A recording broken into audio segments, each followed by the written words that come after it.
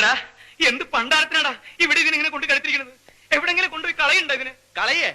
എവിടെ കൊണ്ട് കളയാൻ? കളയാൻ അവള് പൂച്ചക്കുട്ടിയും പട്ടിക്കുട്ടിയൊന്നും അല്ല, ഇവന്റെ ഭാര്യ. നീ ഇത് അനുഭവിക്കണോടാ, ആയുഷ്കാലം മുഴുവനും നീ ഇത് അനുഭവിക്കണം. മതിയോ ശവത്തി കുത്തിയത്? കുത്തും, ഈ ശവത്തി ഞാൻ ഇനിയും കുത്തും. എന്നെ അത്രയ്ക്ക് കുത്തിയിട്ടുണ്ടവൻ. എന്റെ നായകൻ തട്ടിയെടുക്കാല്ലേ മത്തായിച്ചേട്ടാ ഇവന് ഈ അക്രമം മുഴുവൻ ചെയ്തത്.